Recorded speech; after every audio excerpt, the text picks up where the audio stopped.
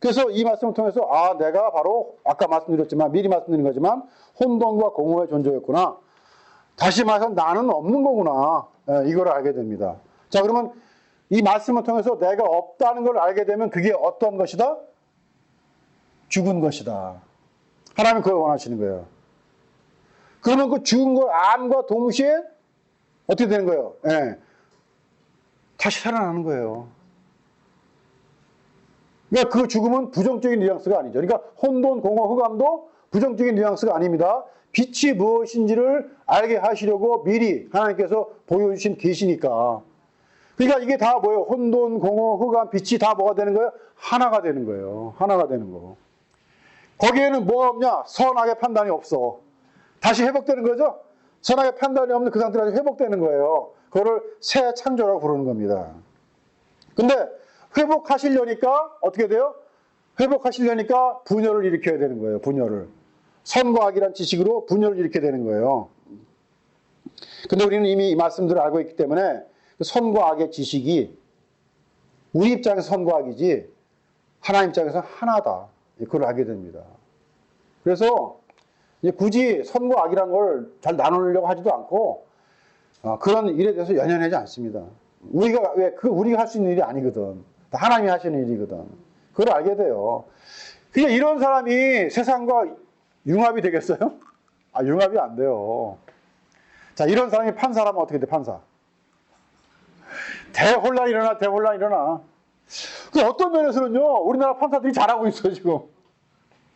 무전유죄, 유죄무죄죠? 어떤 면에서는 극악무도한 놈을 집행유예 시켜주고, 어떤 사람은 정말 아무것도 아닌데 막 몇 년 형을 주고 막 그러잖아요? 이 사람들이 정말 하나 된 거 알아서 그런 건지 알 수가 없어요. 가끔 그런 생각 해봅니다, 지금. 물론, 이건 육체의 일이니까 거기에 적용시킬 수는 없는 거지만, 영의 원리가 이러한 세상의 어떤 그 구조나 체계에도 적용할 수 있다는 것이죠. 그래서 그리스도인들은 굳이 뭐 사람들을 판결하고 높은 곳에 가려는 시도를 하지 않게 되고요. 그러니까 그걸 하지 말라가 아닙니다. 이 말씀을 알게 되면 굳이 그런 시도를 하지 않게 된다는 거죠. 그냥 하나님께 주신 분복대로 그 안에서 지혜롭게 최선을 다해서 살면 되는 겁니다. 이걸 이렇게 하라는 얘기가 아니에요. 이걸 알게 되면 그렇게 삶이 나온다는 거지. 그렇다고 또 그게 뭐 선이다 그런 얘기도 아니고요. 이게 굉장히 참 중요한 말씀이기도 하고 신비로운 말씀이기도 하고 참 알기도 어려운 말씀이죠. 그래서 바로 혼돈과 공허와 흑암에 있던 그 상태에 있던 우리를 바울은 이렇게 표현했어요. 9페이지 상반부에 에베소서 2장 1절이잖아요. 너희의 허물과 죄로 죽었던 너희를 어떻게 했다? 살리셨도다. 내가 죽은 자구나 라고 알잖아요. 아는 그 순간이 살아나는 거예요. 그게. 반드시 우리에게는 한 번의 죽음이 있어야 되는 것이죠. 뭐에 의한? 진리에 의한 죽음. 돌에 맞는 죽음이 반드시 있어야 되는 겁니다. 그래서 아까 말씀드린 대로 예수께서 가라하되 마태복음 8장 22절에 가라하되 죽은 자들로 저희 죽은 자를 장사하게 하고 너는 나를 쫓으라 이렇게 말씀하신 겁니다. 그리고 이 시편에도 4번 밑에죠. 107편 13절에도 이에 저희가 그 근심 중에 여호와께 부르짖음에 그 고통에서 구원하시되 흑암과 사망의 그늘에서 인도하여 내시고 그 얼근 줄을 끊으셨도다. 그러니까 인도하여 내시고 줄을 끊으신 것이 얼마나 감사한 건지를 알게 되려면 어디에 있어야 돼요? 흑암 중에 있어야 됩니다. 혼돈과 공허 가운데 있어야 되는 거예요. 이게 하나님의 구속의 필연적인 법칙이에요. 자, 근데 중요한 건 이거죠. 아까 홍해를 건넜다고 그랬잖아요. 건너는데 똑같은 마른 땅이에요. 진리의 땅이에요. 그 길이 예수님이거든요. 그 길을 똑같이 갔는데 어떤 사람들은 바다에 빠져 죽었어요. 어떤 사람들은. 이게 가장 심각한 문제. 그냥 애굽 사람들이니까 이방인 그 생각하지 마세요. 다 땅에 있는 자들이에요. 근데 똑같이 모양을 내서 따라서 그 길을 따라갔는데 애굽의 군대는 다 죽었다는 거죠. 그 시대 이야기가 아니에요. 이 시대 이야기야, 이 시대 이야기. 오늘날 교회에서 누가 예수를 말하지 않습니까? 누가 말씀을 말하지 않습니까? 오직 예수, 오직 말씀이지 다. 특히 대한민국 교회는. 근데 그 마른 땅을 똑같이 걷는 것처럼 보이지만 어떤 사람은 그게 구원의 길이 되지만 어떤 사람에게 멸망의 길이 된다는 겁니다. 자, 이런 거 생각하면요. 야, 애굽 사람들은 정말 강한, 날려인, 용맹한 병사들이잖아요. 최신식 마차를 타고 쫓아오잖아요. 오늘 같으면 벤츠, 아우디를 타고 막 쫓아오는 거예요. 아, 근데 이건 도보로 간 사람들이야, 도보로. 더군다나 남녀노소, 늙은 사람, 젊은 사람 있지만 병든 사람도 있고, 임산부도 있을 거 아닙니까? 근데 그들은 살았어. 발끝 하나 안 다쳤어요. 근데 세상적으로는 정말 힘이 있고, 명성이 있고, 화려한 사람들이 맥을 못 추고 그 진리의 길에서 다 죽는다는 거예요. 그러니까 이런 거 생각하면 조금 무섭죠? 야, 이 말씀이 그런 게 아니구나, 이게. 이 말씀을 어떻게 듣느냐? 정말 중요한 겁니다. 원래는요, 제가 말씀드렸지만은, 선악나무와 생명나무가 따로 있지 않아요. 원래 단수예요, 단수, 이게. 무슨 얘기인지 좀 감이 잡힙니까? 어떻게 보느냐에 따라서 선악나무로 보이고, 어떻게 보느냐에 따라서 생명나무로 보이는 거예요. 예수도 마찬가지예요. 이렇게 보면 육체의 예수예요. 이렇게 보면 영의 예수라니까. 어떻게 보느냐에 따라서 그 마른 땅이 생명의 길이 되느냐, 처지의 길이 되느냐, 이건 아주 큰 문제거든, 지금. 이걸 성령이 알게 하시는 겁니다. 성령이 알게 하셔. 그러니까, 복을 받은 자들은 다 이 길을 걸어가게 돼 있어. 이걸 알게 돼 있어요. 그러니까 내가 노력해 아는 것이 아니고, 이미 복을 받았기 때문에, 마카리오스, 복된 자예요, 복된 자. 예, 푸토코스, 심령이 가난한 자예요. 그런 자는 다 이 길을 가게 돼 있다니까요. 걱정하지 마세요, 이제. 그러니까, 내가 가는 거 아니에요. 잉태한 그 씨가, 출산한 그 아들이 나를 그렇게 가게 하는 거예요. 입덧하고 하게 하는 거란 말이죠. 짧은 치마 못 입게 하고, 있죠? 예. 풍성한 치마 입게 하는 거예요. 그 수고가 당연히 우리에게도 있는 거예요. 그건 이렇게 왜냐하면 육체로 하는 수고가 아니기 때문에 우리 스스로 할 수 있는 것도 아니고.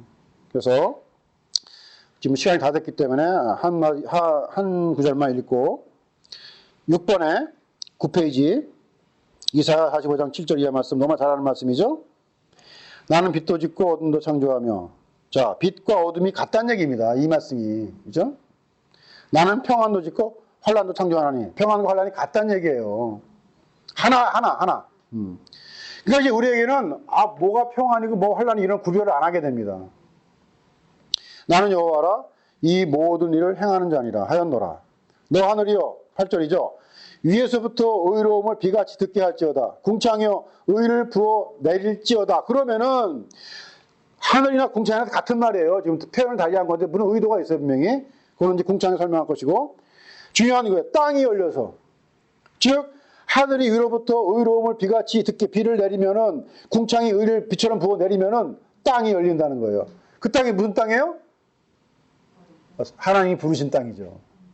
애굽에 있는 이스라엘, 땅에 있는 우리들, 이 땅이 열리는 거예요. 땅이 열리니까 뭘 보게 돼요? 하늘에서 내리는 비를 받아 마시게 된다니까요. 그 의로운 비를 받아 마시게 되니까요. 다시 말해서 혼돈과 공허와 흑암이 빛을 보게 되는 거예요. 그래서 땅이 열려서 구원을 내고 의도 함께 옴돋게 할지어다. 나 여호와가 이 일을 뭐예요? 창조하였느라. 이렇게 되는 일들을 지금도 창조하고 있다는 거예요. 이게 하나님의 일하심입니다.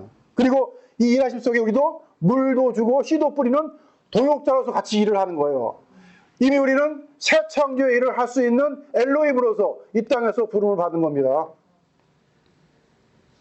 그래서 우리는 이 모든 일들이 흑암도 빛도 환란도 평안도 모든 것들이 다 하나님의 창조의 일이라는 사실을 알게 되니까 결국 우리 모든 일에 감사 그 이외에는 할 수가 없는 겁니다. 다른 게 나오지 않아요.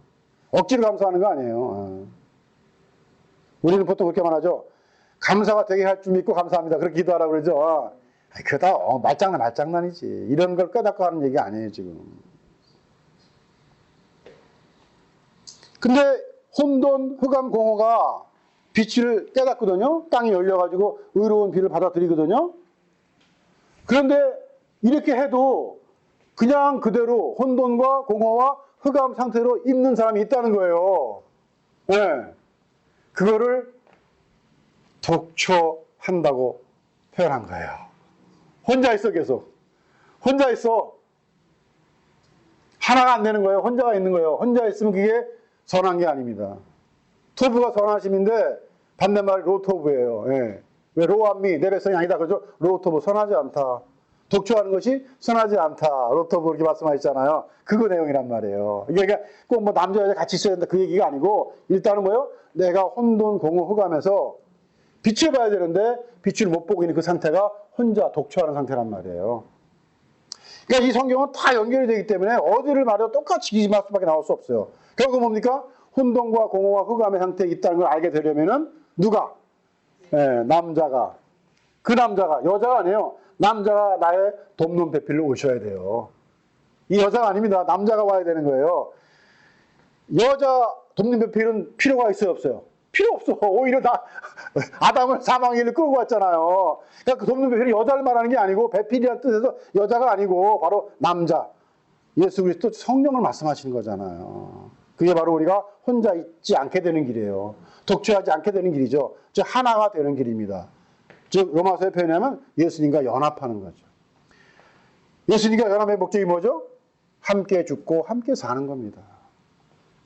처음 죽은 상태를 알게 되니까 다시 사는 거예요. 네크로스에서 다나토스의 죽음으로 옮겨오는 것이죠. 바로 그것이 창세기 1장 2절을 통해서 우리에게 계시하시는 하나님의 섭리, 곧 그리스도라는 겁니다. 그 그리스도라는 돌에 맞아서 우리의 모든 가치관이 다 깨어져 나가고 우리의 맷돌같이 무거운 그 돌이라는 세속의 가치관이 바다에 빠뜨려지는 그 삶이 우리 가운데 실체적으로 경험되어서 그 일들을 가지고 다른 자들에게도 이 복음을 전파해서 새 창조의 일을 하나님의 동을 따라서 할 수 있게 되기를 예수님의 이름으로 축원하면서 강의를 마칩니다.